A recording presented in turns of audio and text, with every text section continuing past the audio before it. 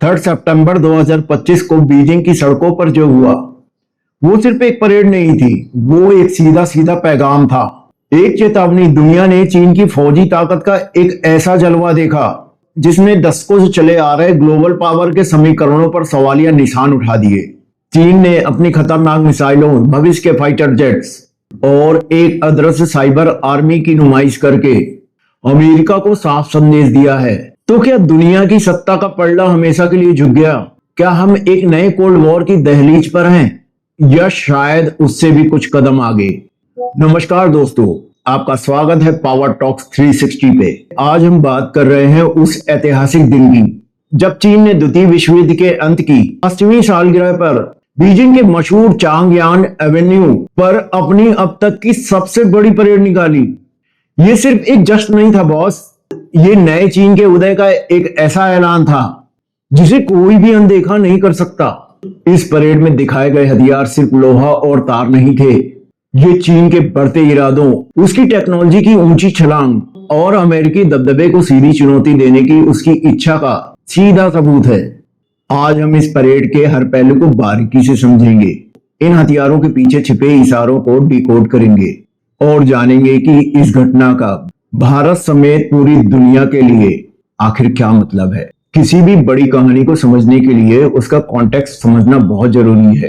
कहने को तो ये परेड दूसरे विश्व युद्ध में जापान पर चीन की जीत की 80वीं सालगिरह के लिए थी।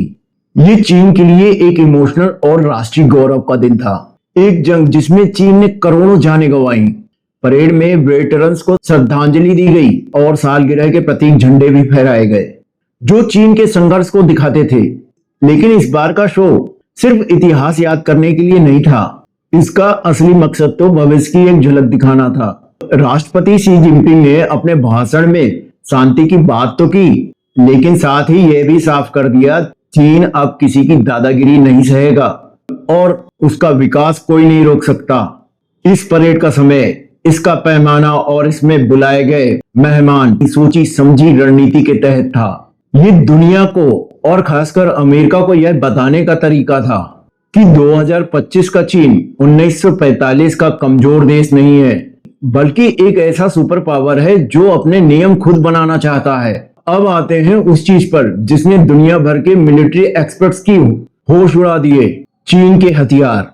ये परेड किसी साइंस फिक्शन फिल्म के सीन जैसी लग रही थी, जिसमें ऐसे हथियार थे जो जंग लड़ने का तरीका ही बदल सकते हैं। सबसे पहले बात मिसाइलों की। परेड का सेंटर ऑफ अट्रैक्शन थी इंटरकॉन्टिनेंटल बैलिस्टिक मिसाइलें, खासकर DF-5C और DF-26 का नया वेरिएंट। DF-5C की रेंज 12,000 किलोमीटर से ज्यादा बताई जाती है, मतलब ये धरती के किसी भी कोने में टारगेट को हिट कर सकती है।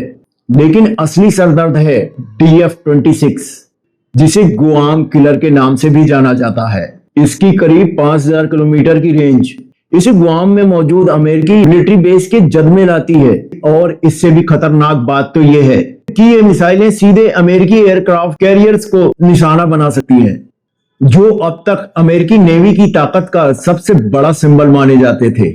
इस एक हथियार ने अमेरिकी नेवी को अपनी पूरी स्ट्रेटजी पे दोबारा सोचने को मजबूर कर दिया है, क्योंकि अब उनके कीमती जहाज खुले समुद्र में भी सेफ नहीं है। इसके अलावा चीन ने DF-17 जैसे हाइपरसोनिक मिसाइलों को भी दिखाया। ये मिसाइलें आवाज की रफ्तार से 5 से 10 गुना ज्यादा तेजी से उड़ती हैं और उड़ते उड़ते अपना रास्ता बदल सकती हैं, जिससे मौजूदा कोई भी मिसाइल डिफेंस सिस्टम इन्हें नहीं रोक सकता। परेड में YJ-21 जैसी एयरक्राफ्ट कैरियर हाइपरसोनिक एंटीशिप मिसाइलें भी थी। एयर पावर के मामले में इस परेड ने चीन के 5वीं पीढ़ी के स्टेल्थ फाइटर जेट्स जैसे J-20 और J-35 की क्षमताओं पर रोशनी डाली। J-20 का ट्विन सीटर वर्जन ड्रोन्स को कंट्रोल कर सकता है, जबकि J-35 को एयरक्राफ्ट कैरियर से ऑपरेट करने के लिए डिजाइन किया गया है। ये जेट्स अमेरिकी F-22 और F-35 को सीधी टक्कर देते हैं।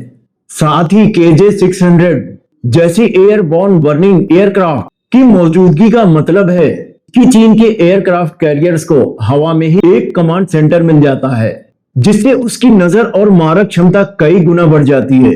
इस परेड में ड्रोन्स और मानव रहित सिस्टम पर भी जबरदस्त जोर था।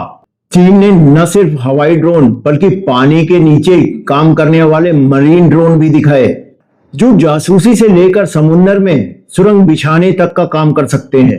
ये दिखाता है कि चीन भविष्य के जंग की तैयारी कर रहा है, जो सिर्फ जमीन, हवा, पानी में नहीं बल्कि एक नए मैदान में भी लड़ी जाएगी। और यही वो नया मैदान है जिसने अमेरिका को सबसे ज्यादा चौंकाया। इस परेड में चीन ने अपनी साइबर स्पेस फोर्स और इंफॉर्मेशन सपोर्ट फोर्स का एक तरह से खुलकर प्रदर्शन किया। ये चीन की सेना का वो ब्रांच है जिसका काम साइबर वॉरफेयर है। आज की दुनिया में जंग सिर्फ बमों और गोलियों से नहीं बल्कि कीबोर्ड और कंप्यूटर वायरस से भी लड़ी जाती है। साइबर अटैक किसी देश का पावर ग्रिड बंद कर सकते हैं, उसके फाइनेंशियल मार्केट को क्रैश कर सकते हैं और उसका पूरा कम्युनिकेशन नेटवर्क ठप कर सकते हैं। चीन पर वोल्ट टाइफून जैसे हैकिंग ग्रुप्स के जरिए अमेरिका के जरूरी इंफ्रास्ट्रक्चर पर चेन लगाने के आरोप लगते रहे हैं। अब तक चीन इन चीजों को पर्दे के पीछे से करता था, लेकिन अब अपनी साइबर फोर्स को परेड में शामिल करके चीन ने साफ संदेश दिया है कि वो साइबर वॉरफेयर को अपनी मिलिट्री स्ट्रेटजी का महत्वपूर्ण हिस्सा मानता है और इस मैदान में भी वो अमेरिका को चैलेंज करने के लिए तैयार है। ये एक ऐसी फर्स्ट स्ट्राइक फोर्स है जो असली जंग शुरू होने के पहले ही दुश्मनों को डिजिटली घुटनों पे ला सकती है। ये परेड इस बात का ऐलान थी कि भविष्य की लड़ाई में शायद पहली गोली कीबोर्ड से ही चलेगी। एक मिलिट्री परेड सिर्फ हथियारों की नुमाइश नहीं होती, ये एक डिप्लोमेटिक स्टेज भी होता है। इस परेड में शामिल मेहमानों की लिस्ट ने इसके जियोपॉलिटिकल मैसेज को और भी साफ कर दिया। परेड देखने वालों में रूस के राष्ट्रपति व्लादिमीर पुतिन और उत्तर कोरिया के नेता किम जोंग उन जैसे लीडर में शामिल थे। ये वो देश हैं जिनके रिश्ते अमेरिका से तनावपूर्ण हैं। इन नेताओं का एक साथ एक मंच पर दिखना एक नई एंटी अमेरिका ग्रुप के बनने का साफ संदेश था। ये दुनिया के उन देशों के लिए खुला आमंत्रण था जो अमेरिकी दबदबे वाली दुनिया से खुश नहीं है। चीन उनके लिए एक विकल्प बनकर खड़ा है। इसके अलावा चीन के पड़ोसी देश जैसे पाकिस्तान, नेपाल और मालदीव के नेता भी मौजूद थे। ये भारत, फिलीपींस और वियतनाम जैसे पड़ोसियों के लिए भी एक मैसेज था जिनका चीन के साथ बॉर्डर या समुद्री सीमा को लेकर विवाद है। संदेश साफ था, चीन साउथ चाइना सी और दूसरे क्षेत्रीय मामलों में अपनी फौजी ताकत का इस्तेमाल करने से नहीं हिचकेगा। इस घटना पर अमेरिकी रिएक्शन भी देखने लायक था। डोनाल्ड ट्रंप ने चीन को बधाई तो दी, लेकिन इस बात पर निराशा भी जताई कि शी जिनपिंग ने अपने भाषण में दूसरे विश्व युद्ध में दी गई अमेरिकी मदद का जिक्र तक नहीं किया। उन्होंने पुतिन और किम की मौजूदगी को अमेरिका के खिलाफ साजिश बताया। यह मिला जुला रिएक्शन अमेरिका की उस कंफ्यूजन को दिखाता है कि वो चीन की इस आक्रामक उभार का जवाब आखिर दे तो कैसे दे। तो आखिर में सवाल यह उठता है कि चीन की इस महाशक्तिशाली परेड का असली मतलब क्या है। ये सिर्फ एक पावर शो से कहीं बढ़कर था। ये एक इरादे का ऐलान था। चीन ने दुनिया को और खासकर अमेरिका को यह दिखा दिया कि वो अब सिर्फ एक इकोनॉमी पावर नहीं बल्कि एक मिलिट्री सुपर पावर भी है जिसकी ताकत को हल्के में नहीं लिया जा सकता। DF-26 मिसाइलों से लेकर साइबर फोर्स तक हर प्रदर्शन एक सीधा मैसेज था। अमेरिका का एक छत्र राज अब खत्म हो रहा है।